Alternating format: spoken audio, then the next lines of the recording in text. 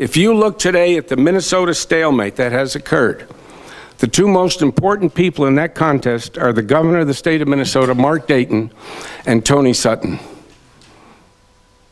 And the big difference is we, the people, elected one of those.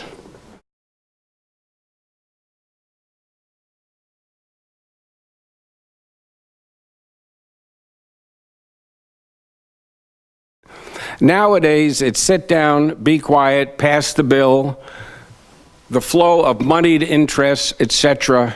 Now we have in the state legislature is something that bothers me enormously, and that is the brazen attitude of the chairman of the Republican Party bringing legislators in and, if you will, persuading them of the virtues of no compromise. What bothers me about that kind of a position is you cannot govern in a democratic society if you're not willing to give and take. There is no governance.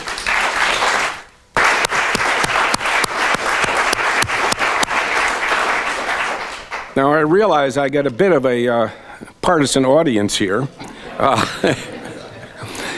but my point is simply this. All these jobs, be it the governor, be it a member of the legislature, all of these people get tugged in different directions by different interests for different purposes.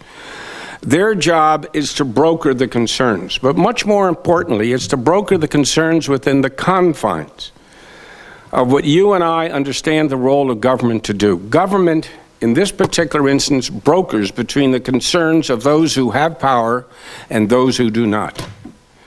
That requires a sense of judiciousness, a sense of fairness, a sense of decency. The good senator usually came down on the side of those who lack power. But the system as a whole, be it Democrat, Republican, liberal, conservative, by and large, has been protective of things like growing the middle class, making sure that there's opportunities for those who lack opportunity. Those are the normal struggles that will take place in a democratic society. And what we see here is increasingly the influence of money coming into politics to buy more power for those who have power at the expense of those who do not have power and do not have access to power. And nothing symbolizes that battle more than what's happening in Minnesota and nationally on the issue of health care. Over 80-some-odd thousand people will be off of Minnesota Care, which is a modest health program. They're a kind of program that we should be expanding year after year. That should be our discussion point, not how you whittle it back. But here they want to voucherize the system, but at the same time, when I ask that they place themselves in that same system, and they become the experimentees of that system, and then report back to us in 2 years about how well the system worked and how they enjoy the high deductibles that they're willing to impose on poor people, then if it works for them, it stands to reason it's probably a pretty good program. But instead, we have, oh no, let me promulgate a goodie for you, but it's not sufficiently good for me. And that, to me, violates all concepts and all parameters of decency in public service. The only way we're going to change the lack of civility in our political discourse is, frankly, by winning elections. It's not going to happen by having forums like this. As much as this is an enjoyable experience, we are not going to change the world because we agree that lack of civility has no place in American politics. But the moment the lack of civility becomes a political detriment, that element of the Republican Party that has adopted it as its mantra will immediately drop it. And so it compels, in this case, the Democratic Party to realize that its best will not come out until such time as the Republicans can match them in talent. when the two political parties compete for ideas, as they did in the Humphrey days, as they did in the Mondale days, as they did in the days of Skip Humphrey, if they can compete and have a collision of ideas, we, the public, win. But when one party questions the truthfulness, the patriotism, and the person carrying the message and demonizes the person over the message, and that works and becomes part of the stream of media, we, the public, lose. We lose big. And so if we want decency, we, the broad we, and I would ask you as Democrats to reach out to moderate Republicans, to all those of us who have been excommunicated, if you will, and to independents, and build a positive agenda that actually wins elections, and allow this minority to assume a smaller minority status in our society. And with that, I think we can bring back civility. During the process of this discussion, I'll be happy to put more meat on that proposal. But I do want us to start to think about, can we build a broad coalition, as Humphrey did with the Farmer Labor Group and the Democratic Group? Can we build an informal kind of a coalition that focuses on the constitutional amendments that are coming before the people, and build the bridges necessary to coalesce support from all disaffected wings, and make sure that the majority of Minnesotans and that their voices are truly felt? But I'll end, if I may, on this political note, and it's critical of the Democratic Party. I would argue that when one party significantly overreaches, it can only overreach with the permission of the other party. The other party has an obligation to fully participate to the fullest extent of its capacity. If there's anything that we can remember about Senator Hubert Humphrey, is not one single human being on this planet ever accused him of not participating in debate. Even when it was a topic upon which he was not sufficiently expert. Boy, are you right on that. And I won't digress, but there was a delightful debate over botany, and particularly as it affected the Capitol grounds, and little did the good senator know that Everett Dirkson was an expert botanist. It was a long, tough debate for the good senator. But suffice it to say, he taught us to participate. When a political party sits back, protects its own individual self-interest, the other party will overreach, as the Republican Party has. And it's up to the moderates, those of us who are moderate in the Republican Party, to fight back, and to fight back publicly. It's up to independents to fight. Because if we're going to have a two-party system, we want to make sure that both political parties are producing the best and the brightest. And it's up to the Democratic Party to fight. And I think in the last several weeks, we finally have seen some life on that side. That's good, and I hope it continues. But the way it can continue is by coalescing this kind of a group, bring together these kinds of leaders and say, okay, we will go out and campaign throughout all of Minnesota. We will define what we believe is in the best long-term interest of the people of this state, and at the same time defines our quality of life. And I think when we coalesce behind these kinds of issues, I think we, the public, win. And then both political parties are invigorated. If you go back to the hallmark years of Minnesota, it was the years when the Republican Party woke up and started to compete finally in the 60s and the 70s. And you look at those days, those were hallmark days. They truly were.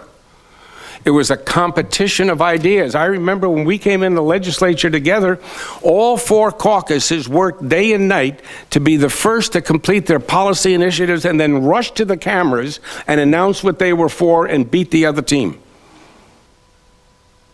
Now there's no rush. No, I want to see every single 201 members of the legislature remember that they represent the well-being and the long-term good of their constituents. And the idea that a political party can pull them in for an internal threatening session, I find offensive. And it's not something that any of us should in any way, shape, or form allow to occur. Let me close on this final note. If you look today at the Minnesota stalemate that has occurred, the two most important people in that contest are the governor of the state of Minnesota, Mark Dayton, and Tony Sutton. And the big difference is, we, the people, elected one of those. Absolutely right, Arne. And I would strongly urge Republican legislators to remember who it is that they represent. And once that recognition occurs, then they begin to realize that any proposition involving the governor also involves compromise, and compromise, contrary to the chair of the Republican Party, is not an evil. It's an essential positive ingredient of a democratic society. Thank you.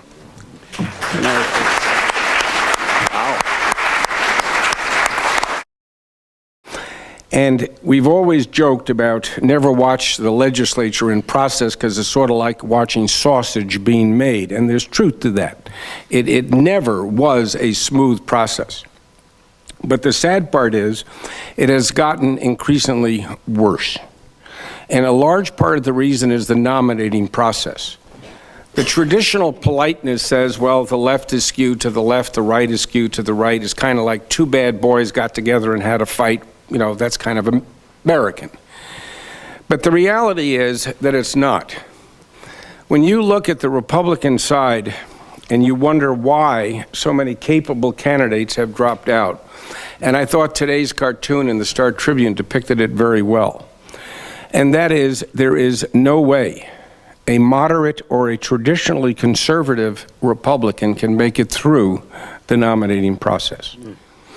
Look back and ask yourself the question, could Robert Taft, who is the conscience of the conservative movement for decades in the United States Senate and for the United States, could he be a Republican today? And the answer is no.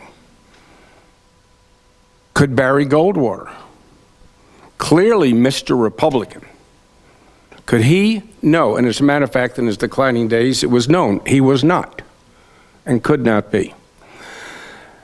Could Dwight Eisenhower, the last Republican to balance the federal budget, could he succeed in today's environment? Probably not. The last piece of irony is Ronald Reagan, who on one hand is the god, or held up as the god of the movement, but his record would make certain that he could not get through the process. Let's suppose his name were John Johnson, and he instituted 11 tax increases, appointed a pro-choice female to the Supreme Court of the United States, strongly opposed Proposition 6 in California, which was an anti-gay proposition sponsored by the Republican Party. Could he be nominated today, or would he be demonized? I would argue he would be open to a lot of demonization. And so what has happened is that not just the moderate wing of the Republican Party, but anybody who disagrees with the agenda that's set forth by people who have never run for dog catcher will be rigidly applied. And so competence is one of the first things to go along with truthfulness. Now forget about our individual biases, but when you look at the array of candidates that are now before us, can you honestly, truly, as an American, say that they represent our best and our brightest? When you look at the survey by national legislative groups on finances, two of the worst financial records go to the states of Alaska and Minnesota, both of whom may have horses in the race. I'm not going to pick up on that one. Now, The question that you may raise is, well, why should we Democrats care? The answer is, why you should care is because you are first Americans. Secondly, none of us today can predict what will transpire a year and a half from now. Thirdly, any person who's on the ballot could be elected. And we in Minnesota have some history on that. And why are they looking at me? Right on.